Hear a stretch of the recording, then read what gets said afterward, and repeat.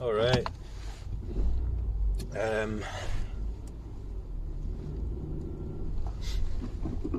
Gonna have to film this one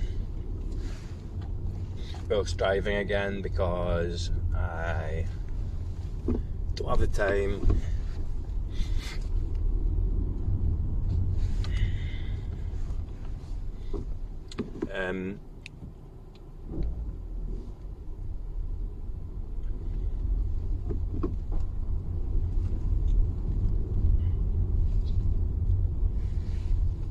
Yeah, so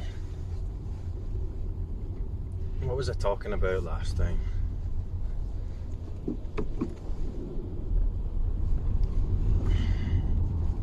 Hold on, let me just adjust this abomination of a setup. There we go. So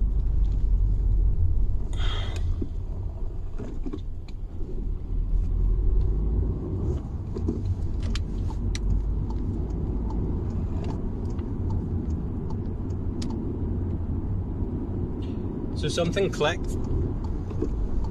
Something clicked, and it's very simple. Very, very simple. So I got lost for a while in a kind of thought stream, and I need to figure things out. And I kind of categorized, compartmentalized quest to intellectually understand the true nature of no self, non-duality, and reality.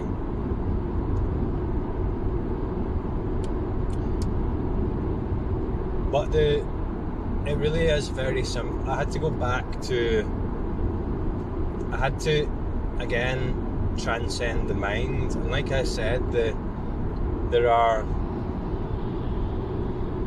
different layers of the mind. So the mental dialogue, for someone who lives 90% of his life without a mental dialogue, it became very active. And like I said, there are different layers to the mind, there are different layers to thought. Some of them are so integrated, so seemingly inherent, that they're difficult to become aware of. They're difficult to, for example, observe, difficult to see, they're hidden. And then when you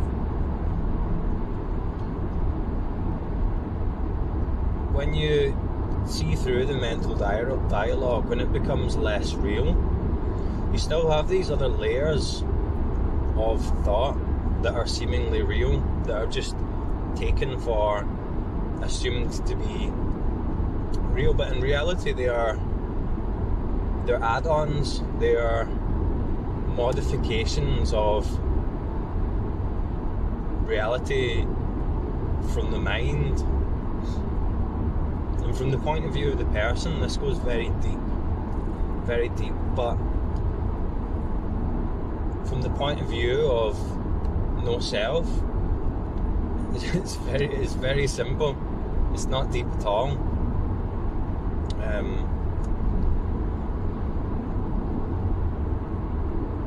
So I'll explain. I'll just explain my experience and what happened here. So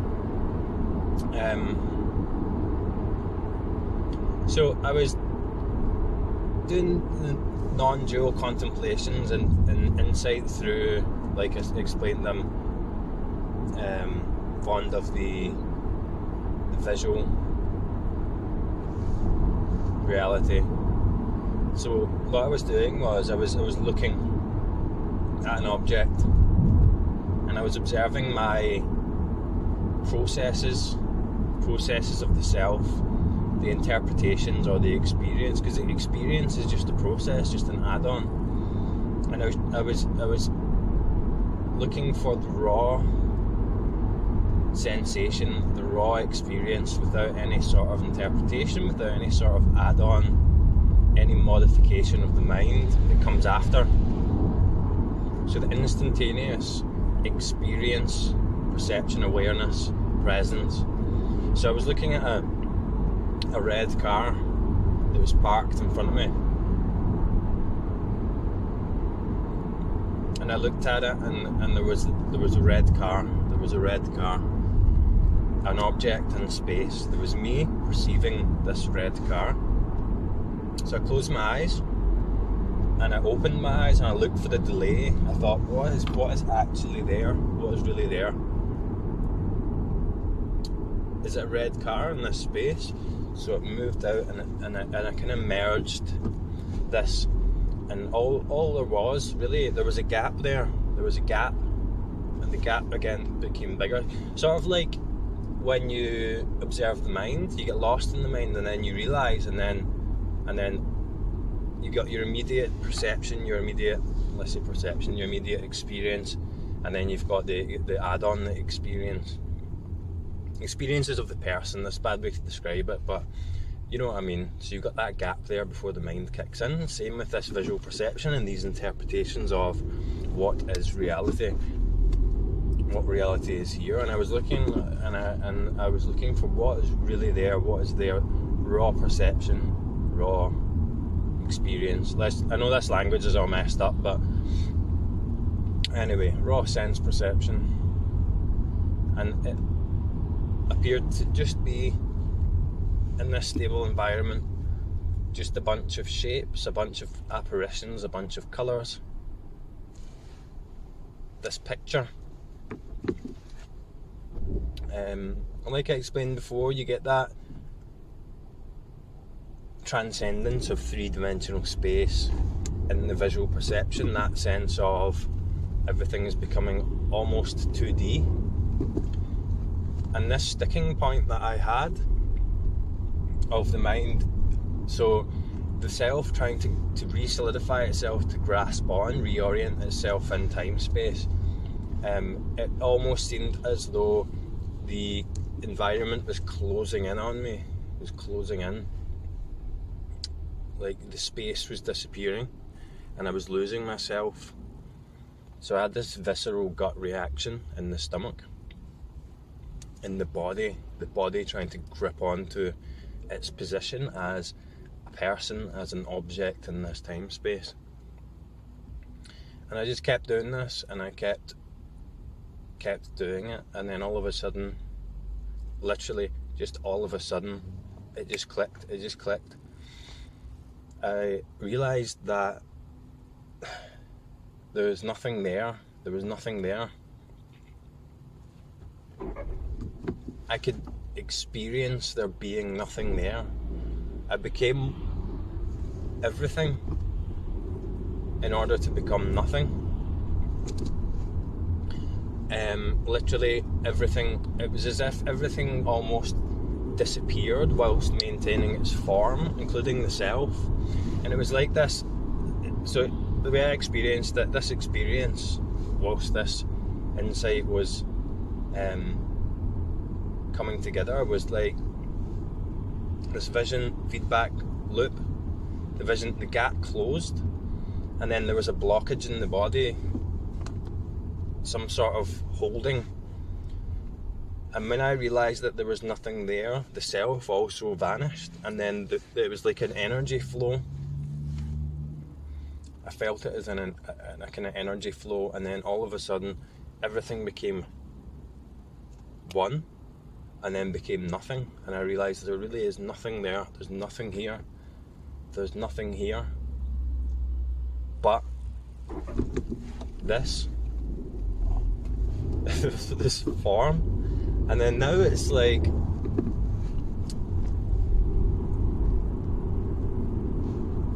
the seeker, the problems of the seeker, the spiritual path, the journey, the stages, enlightenment in itself.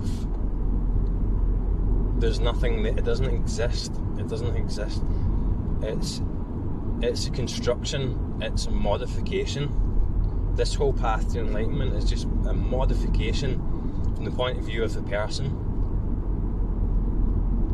an add-on to reality, a layover, a process, an interpretation.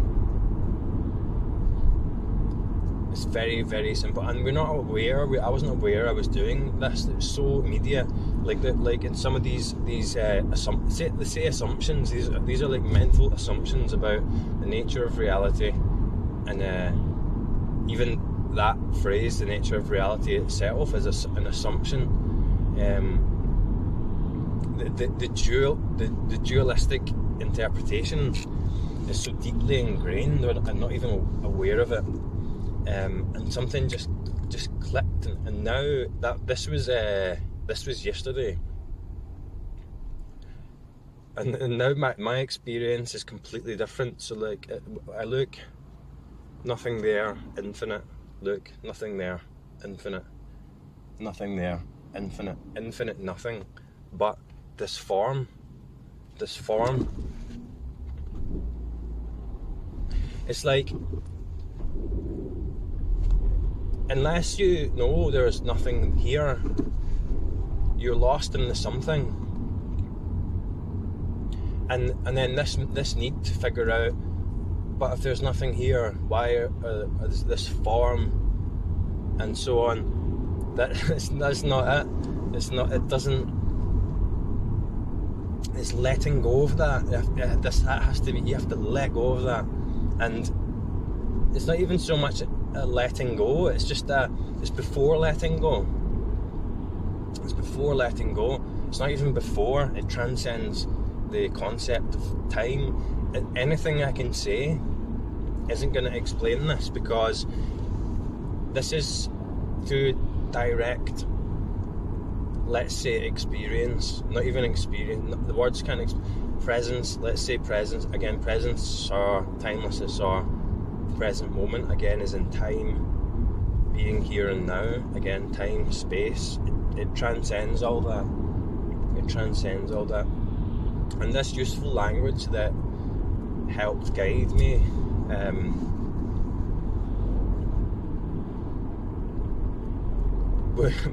was just used by the self to reconstruct its position as an entity, as the center of the universe. You know, as the center of the universe, as a concept, but not as a reality, not even as a reality. Like, I got frustrated before when listening to people teach this, because everyone has their own way of explaining it, and there was a vagueness and a lack of direct. Like, I wanted to solve a problem.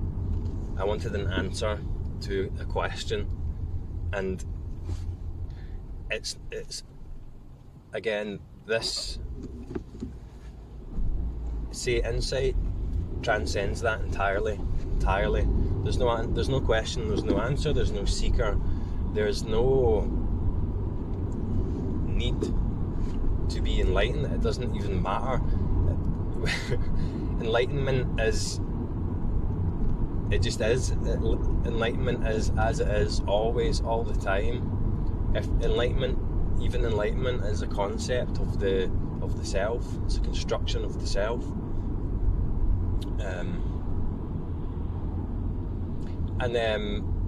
I can even, just based on memory here, I can even from my videos, the initial shift, you can actually see throughout the series of my videos of what I'm talking about, me constructing this this self again, self reconstructing itself with this new language and interpretation around this spiritual journey and this persona, this spiritual identity, and it's just the same thing again. The reality, or the let's say truth, for the sake of speaking, is so much more simple. So much more simple.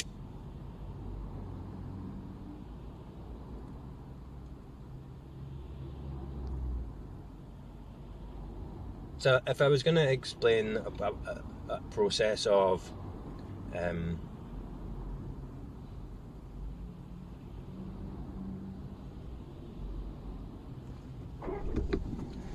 uncovering this or deconstructing the self, I would say it's not in thought, but it's easy to say that and assume that I mean mental dialogue. I don't even mean mental dialogue. It's not in thought at all, and thought is a very sneaky thing that's going to adopt different forms, because thought is an object, thought is form, and it's like a kind of shape-shifting ghost that can move about and assume different identities and different forms. Just being naked awareness, naked consciousness, let's say presence, in the moment, right here, with no delay, instantaneous, without any labels, processes, modifications of consciousness, perceptive lenses or add-ons that process awareness and consciousness and isness through the construction of the person, if that makes sense. But it's not enough just to abide in that, just to sit in that and relax into that. It needs to be attentive. It needs to be questioning not of the mind, insight, contemplation, not of the mind, not as a question of the mind, but an attentiveness, a focus and intelligence, a curiosity of pure, say, perceptive awareness to constantly, over and over again, looking for these constructions, just being completely honest, completely open, vulnerable, because these tactics of the self are defense mechanisms, survival reflexes that are there to preserve the sense of self. It wants to protect itself. It doesn't want to vanish, because it doesn't know how to operate in the absence of it thinks in the absence of space and time and thought. But it does, because in a way, again, this is all the paradox, because it's already doing that. So when you let go of that, you're not transcending anything. You're not. It's very difficult to describe. It's so simple. It's only complicated. The only complicated thing is the person and the self. And all these different methods and all these different stages, they're only relevant for the journey of the person, the journey of the self.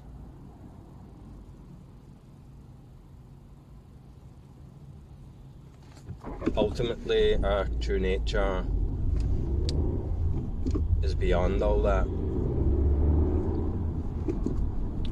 I got sucked into a defense mechanism. I got identified with a defense mechanism of the self that was trying to reorient itself in time, space, reality. It was trying to hold on. But the tricky part of it is it's the non-dual thing. It's so difficult to describe that. Oneness with everything is still a duality. Like when it's approached from the mind and when it's approached from the self.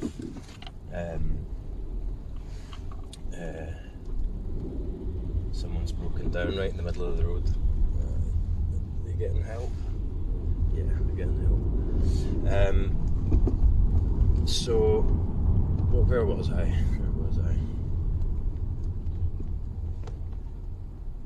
Yeah, very simple. It's almost like it's before all of the concepts, all of the add-ons, all but we're just in that anyway. It's before all. It's like going back the way, but you almost have to go forwards to go back. It's like burning the candle at both ends, and it meets in the middle and just disappears.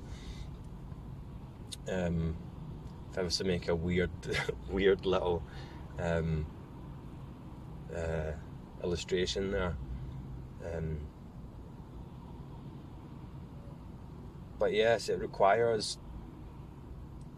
It's the self, it's the person that is applying this focus, this focus. It's and applying that focus, it kind of defocuses the person, and then the person becomes transparent. And stay away from the questions, the need to figure it out, the striving. It's beyond all that. It's before all that. It's after. It's not even. It's through all that. It's not even, ultimately not even relevant.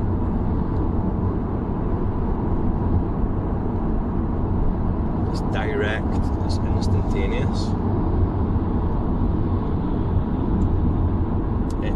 It's here anyway, always, all the time. It's not over there, it's not somewhere else, it's not in a different point in time. And it sounds kind of mental to say, you know, I look at this form and there's nothing there, and it's infinite. It's very difficult to describe what I mean by that.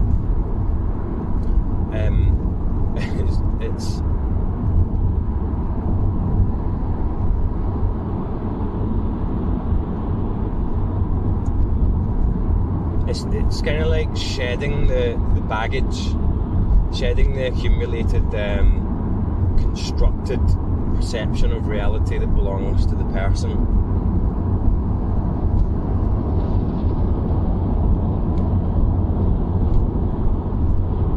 And that whole process of shedding, again, belongs to the person. But the person is a pure manifestation of this consciousness, this nothingness, but this nothingness within form, this infinite that transcends space, transcends time, transcends any concept of the mind, of the intellect.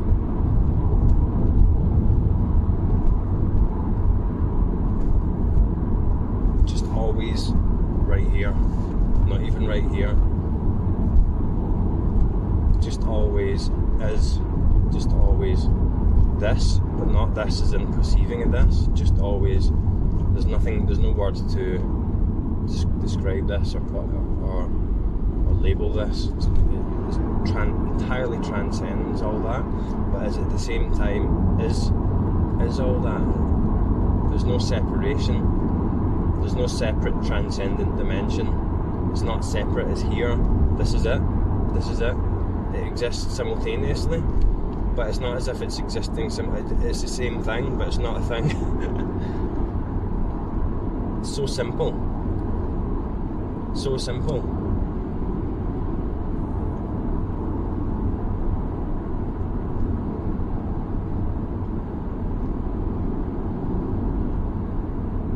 But effortless. Infinite.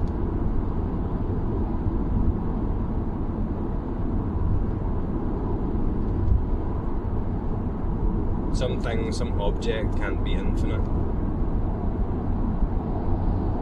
Infinite is just a concept.